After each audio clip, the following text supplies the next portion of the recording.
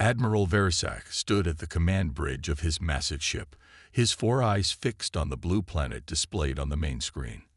Earth, as the locals called it, looked so peaceful from space, so vulnerable, just like all the other worlds the Zarkanian Empire had conquered over the centuries. "Send the standard message," he ordered, his scaled fingers tapping against the metallic command chair. The communications officer nodded and transmitted the Empire's ultimatum, the same one that had brought hundreds of civilizations to their knees. The message was simple. To the inhabitants of Earth, you have been chosen to join the glorious Zarkanian Empire. Submit within 30 solar cycles, or face complete destruction. Your technology is primitive. Your defenses are weak. Resistance is pointless. Verisak expected the usual response: panic, pleading, or desperate attempts at negotiation. Instead, there was only silence. Hours passed, then days. No response came from Earth. "Have they received the message?" Verisak asked on the 5th day, his irritation growing. "Yes, Admiral," his officer replied. "Our sensors show they've decoded and translated it. They're simply not responding." This was new. In his 200 years of service, Verisak had never encountered a species that simply ignored the ultimatum. He ordered increased surveillance of Earth's communication channels. The humans continued their daily lives as if nothing had changed. Their television shows kept playing. Their sports games continued. Their militaries didn't even seem to be on high alert. "They're either incredibly stupid or incredibly arrogant," Verisak muttered to himself. But something wasn't right. The Empire's best spy probes detected unusual energy spikes from various points around the planet. They were brief, well hidden, and didn't match any known weapon's signature. On the 10th day, Verisak received a report that made him uncomfortable. Earth's top scientists, military leaders, and key government officials were quietly disappearing from public view. Not fleeing. They were clearly still working, still coordinating, but moving to unknown locations. "Perhaps they're hiding in bunkers," his security chief suggested. "Many species do this before surrendering." But Verisak wasn't convinced. The humans were doing something, but what? On the 15th day, they detected massive energy signatures from deep underground facilities across Earth. The readings were off the charts, yet the purpose remained unclear. It wasn't weapons production. It wasn't shield generation. It wasn't any technology the Empire had seen before. "Should we attack early?" his second-in-command asked. "Break their protocol before they complete whatever they're building." "No," Verisak replied firmly. "The Empire has given its word. 30 cycles. We are not barbarians.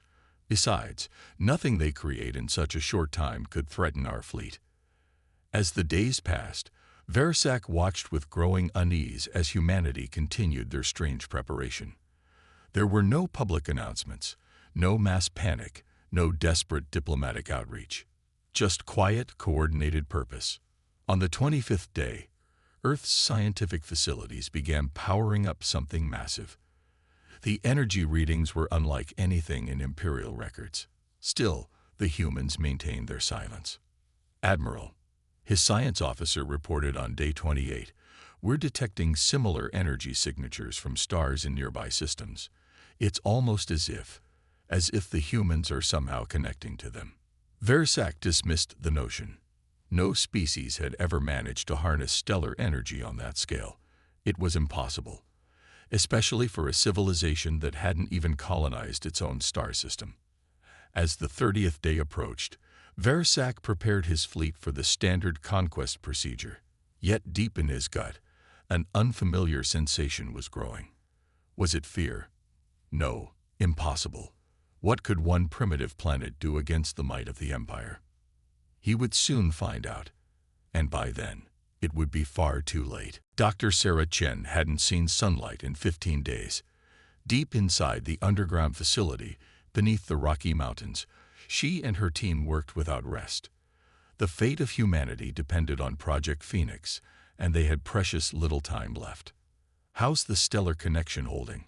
she asked, looking at the complex web of holographic displays surrounding her. The massive chamber hummed with energy as quantum computers processed data from their test runs. Stable at 87%, Dr. Chen, her assistant Tom replied, his tired eyes fixed on the readings. The magnetic field alignments are better than yesterday. Sarah nodded, taking a sip of her cold coffee. When the alien ultimatum had arrived, most people expected the world to descend into chaos. Instead, humanity had shown its greatest strength, the ability to unite against a common threat. Project Phoenix wasn't new. For years, Sarah and scientists worldwide had been studying ways to harness stellar energy. The alien threat had simply accelerated their timeline from years to days. Dr. Chen called Maria from her station. The probes around Alpha Centauri are responding. We've achieved quantum entanglement with another star. Sarah rushed to the display. This was the breakthrough they needed. If they could control one star, they could control many. The Empire wouldn't know what hit them. In another part of the facility, General Torres watched the progress through reinforced windows. Will it be ready in time? He asked Sarah during their daily briefing. It has to be, she replied simply. The evacuation ships are almost ready. Once we activate the stellar network, we'll need to move fast. The plan was ambitious. While the Empire watched Earth's sun for signs of conventional weapons, humanity's real weapon was spreading quietly through nearby star systems. Tiny probes, each carrying quantum-linked controllers, were being positioned around specific stars. The Empire's sensors detected some energy spikes, Torres informed her. But their ships didn't investigate. They think we're too primitive to be a real threat. Sarah allowed herself a small smile. The Empire's arrogance would be their downfall. They couldn't imagine that a primitive species could learn to control stars themselves. As days passed, more stars were added to their network. Each success brought them closer to their goal. The underground facility buzzed with nervous energy as scientists and military personnel worked together, preparing for humanity's greatest gamble. On day 28, Sarah called her team together. The network is ready, she announced. We can now influence stellar activity in 12 star systems, including 6 within Empire territory. The room erupted in cheers, quickly followed by focused determination. They weren't celebrating yet. The hardest part was still to come. Remember, Sarah continued, we're not trying to destroy their worlds. The stellar flares will be precisely controlled. Enough to cripple their military capabilities while sparing civilian populations. That was humanity's second surprise for the Empire. They could have chosen simple destruction, but they had aimed for something more precise, more strategic. In her private moments, Sarah wondered what the aliens would think when they realized their mistake. They had judged humanity by their visible technology, not understanding that innovation often happens in quiet laboratories, hidden from view. 2 days remained until the ultimatum expired. The evacuation ships were ready, hidden in bases around the world. The stellar network was operational. Project Phoenix was complete. Send word to command, Sarah told General Torres. Tell them Operation Scorched Earth is ready. When the Empire comes expecting our surrender, they'll learn why humanity's greatest weapon has always been our minds. As she looked at her tired but proud team, Sarah felt a mix of hope and determination. The Empire thought they were giving humanity an ultimatum. Instead, they had given them something far more dangerous, a reason to show the galaxy what humans could really do. The Imperial fleet emerged from hyperspace on the 30th day, their massive ships darkening Earth's skies. 10,000 warships, each larger than the largest human aircraft carrier, surrounded the planet. Admiral Versac stood proudly on his bridge, expecting to see panic in the cities below. Instead, he saw something very strange. Admiral, his sensor officer called out, we're detecting massive energy signatures across the planet's surface, thousands of them. Versac watched in confusion as bright portals began opening in every major city, their blue light visible even from space. Through these portals, streams of humans began walking calmly, carrying only small bags with them. "What are they doing?" Versak demanded. "It appears to be an evacuation, Admiral," his officer replied. "But we're not detecting any ships leaving the planet. These portals lead somewhere our sensors can't track." Versak laughed. "Let them run and hide.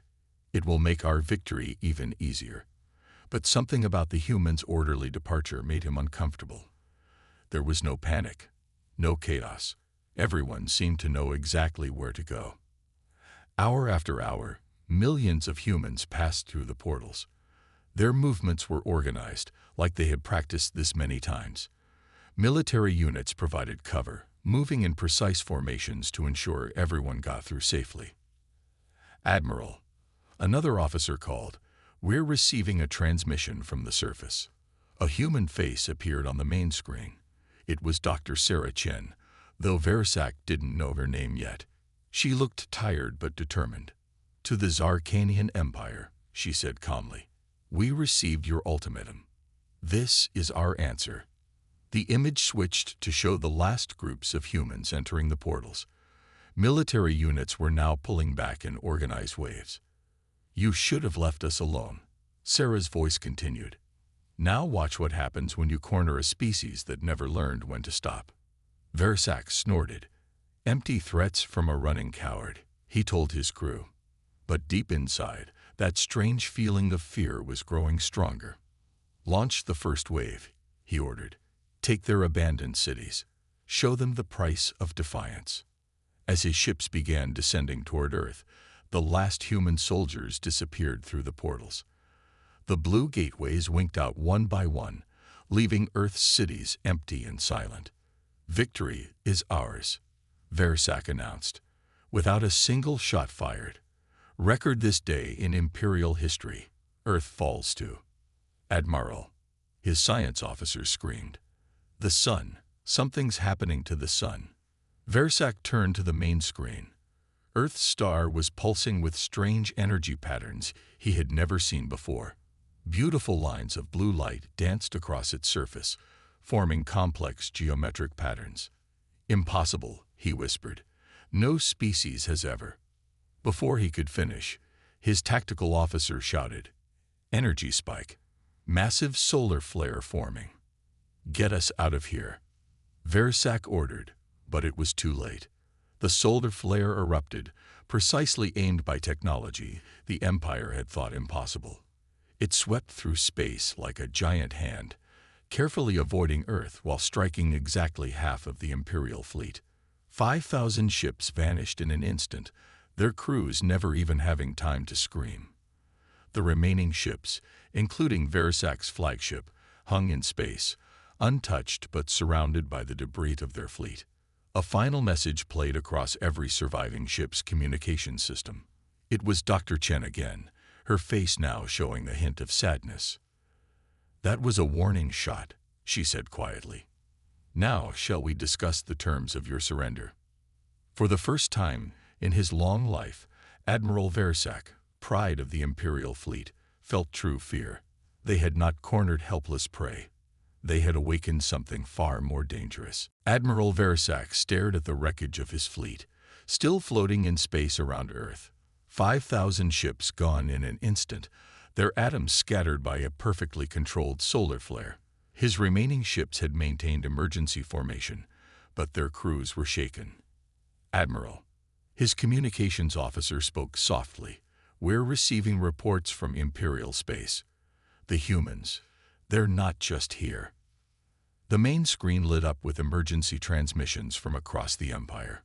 Similar energy patterns were appearing in stars near major Imperial bases. The humans hadn't just been hiding. They had been preparing. "Show me their positions," Versak ordered. A galactic map appeared, showing dozens of stars pulsing with the same blue patterns they had seen on Earth's sun. Each one was perfectly positioned near crucial Imperial military installations. "How?" Versak whispered. "How did they do this in just 30 days?" The answer came from an unexpected source. His science officer had been analyzing data from Earth's abandoned cities. "Admiral, "Look at this," she said, pulling up old human scientific records. "They were already working on this technology before we arrived. Our ultimatum didn't make them create this weapon. It just made them finish it faster." Versak felt cold. The Empire had judged humanity's technology by their visible achievements, their simple space stations, their primitive Mars colonies. They never imagined that the humans' true advances were hidden in underground labs, waiting for the right moment. A new transmission cut through their channel. Dr. Chen appeared on screen, now standing in what looked like another advanced facility. Behind her, Versak could see stars through massive windows. But the star pattern was wrong. She wasn't on Earth anymore. "Admiral Versak," she said calmly, "I trust we have your attention now." Versak straightened his spine. "You've made your point, human. But the Empire still has thousands of ships. We can still—" "Look at your tactical display, Admiral," Chen interrupted. "Specifically at the Centauri system." Versak turned to the display just in time to see another star pulse with those strange blue patterns. A massive Imperial shipyard, hidden in the Centauri system, vanished in a precisely targeted solar flare. "That facility was cloaked," Versak said in shock. "How did you even know it was there?" "We've had 30 days to study your technology, Admiral. Your cloaking systems are impressive, but they can't hide heat signatures from our stellar sensors. We can see everything." More reports flooded in. Human forces had emerged from their mysterious portals at key points across the galaxy. They weren't trying to occupy territory. They were targeting the Empire's ability to make war. "Listen carefully," Chen continued. "That shipyard was empty. We evacuated your workers before destroying it. Unlike you, we don't believe in unnecessary casualties." Versak watched as more stars began to pulse with energy, each one positioned to strike at another Imperial military target. The humans had turned the very stars into their weapons, but they were being selective about their targets. "What do you want?" Versak asked, his voice hoarse. "For now, nothing." This was just the first lesson, a demonstration that humanity cannot be conquered through force. The real negotiations will begin soon. The transmission cut off, leaving Versak staring at the galactic map. More and more stars were lighting up with human energy signatures. His mighty fleet, which had seemed so powerful just hours ago, now felt terrifyingly vulnerable. "Orders, Admiral," his second-in-command asked quietly. Versak kept staring at the map. "Send word to the Imperial Senate. Tell them we greatly underestimated the humans, and pray they're in a mood to negotiate." Around his ship, the stars continued to pulse with blue light, each one a reminder of humanity's power and their restraint. The Imperial Senate chamber erupted in chaos as another emergency report arrived. The Rigel Defense Station, their most fortified military base, had just disappeared in a carefully controlled stellar flare. It was the 12th major installation lost in the past 6 hours.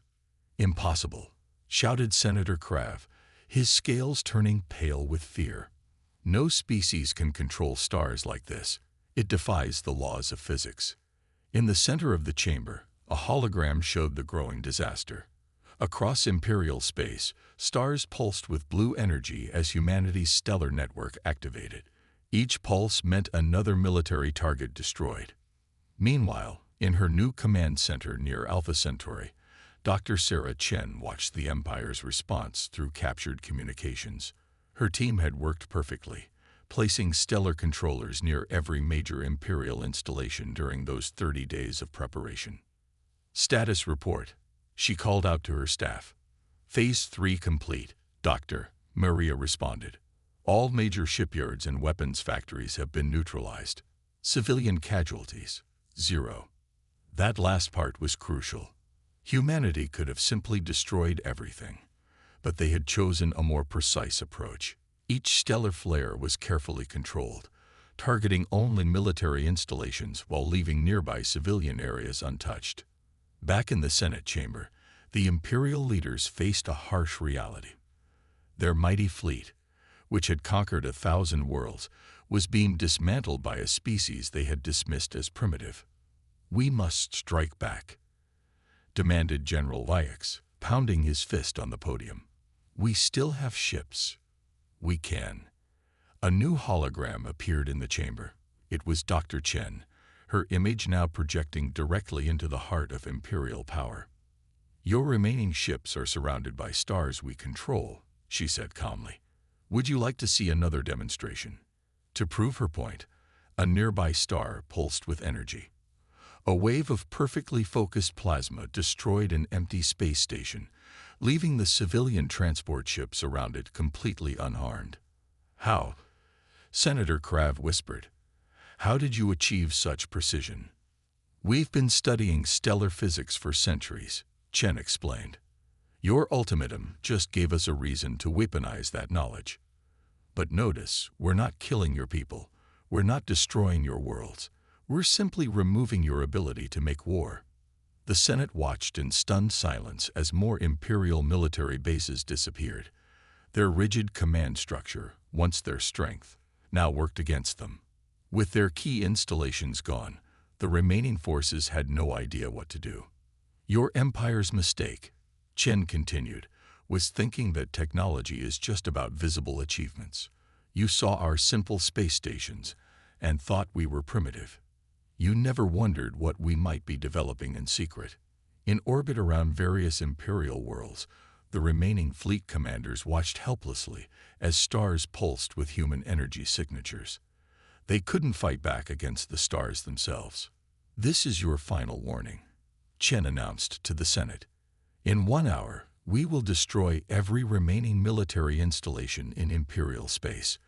But you can save your remaining forces by ordering them to stand down now." The Senate chamber erupted in frightened discussions.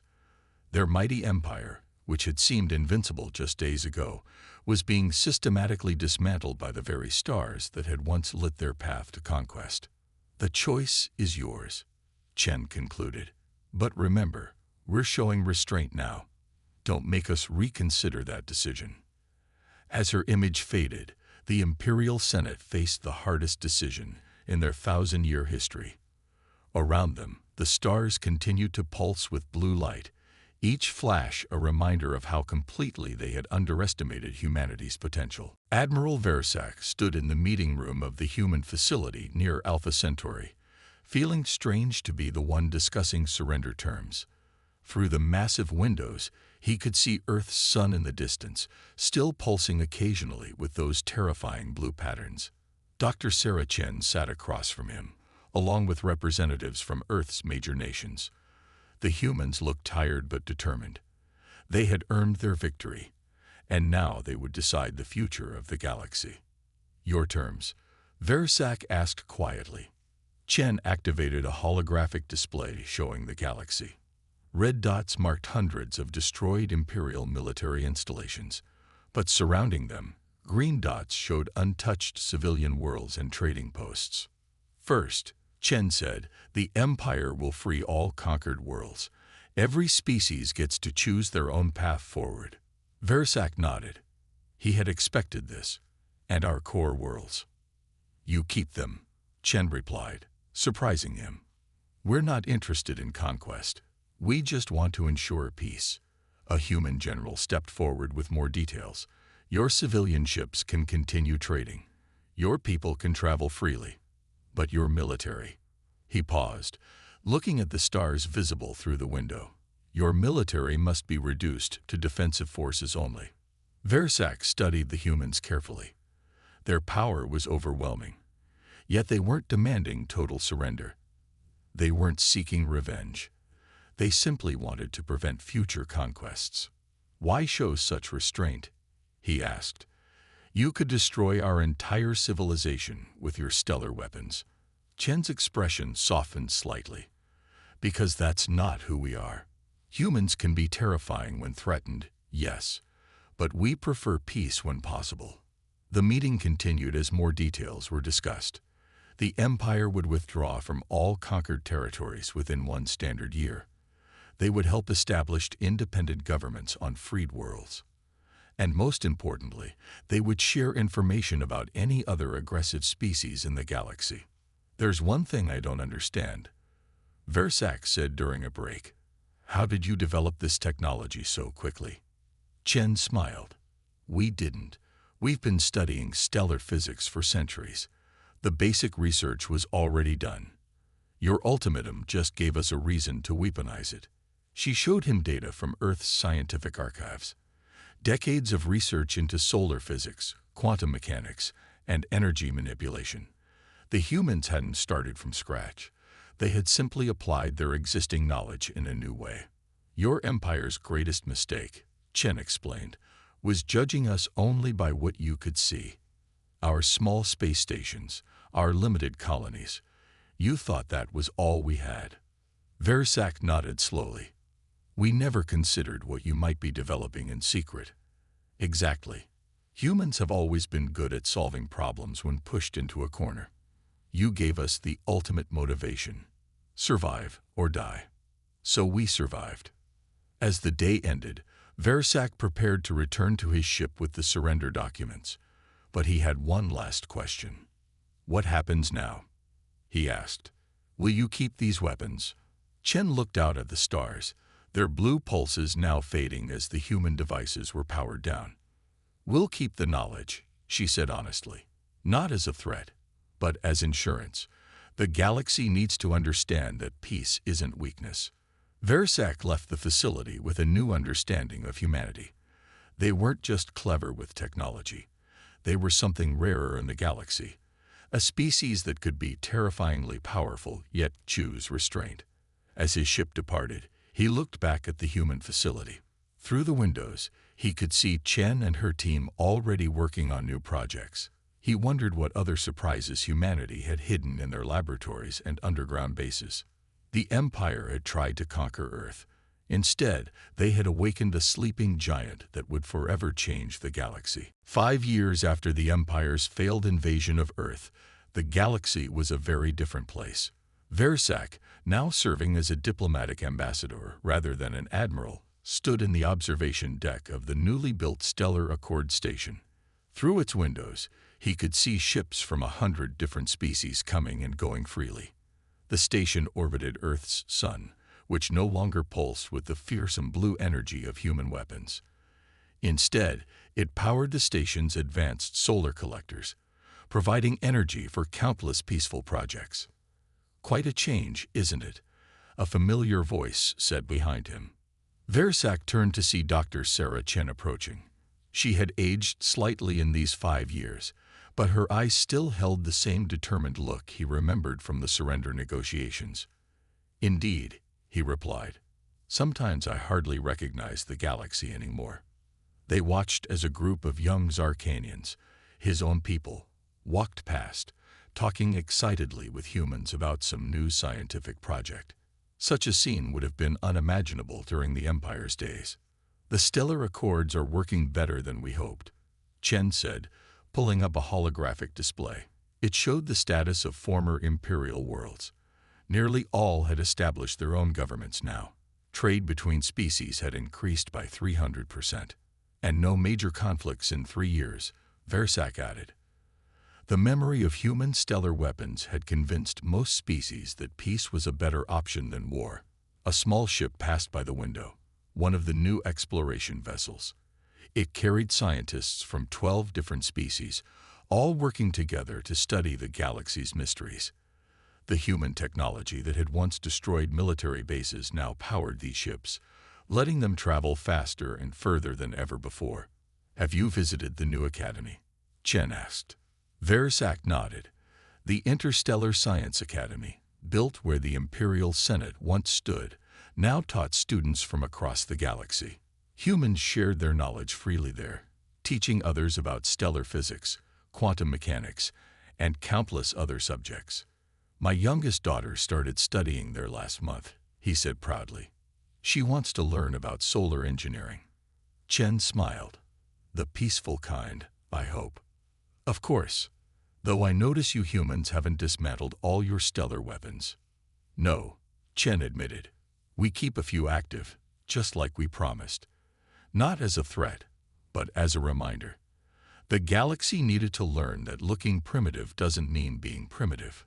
They walked together to a conference room where representatives from 50 species were gathering. It was time for the annual Stellar Accord meeting, where everyone could voice their concerns and ideas openly. You know what the funny thing is? Versac said as they entered. The Empire thought giving Earth that ultimatum would be simple, just another primitive world to conquer. Instead, we accidentally helped create something much better than our empire ever was. Chen looked around the room at all the different species talking peacefully together. Sometimes the best things come from the worst situations. You tried to force humanity to submit. Instead, you forced us to show what we're really capable of. As the meeting began, Versac watched humans sharing their latest technological breakthroughs with other species.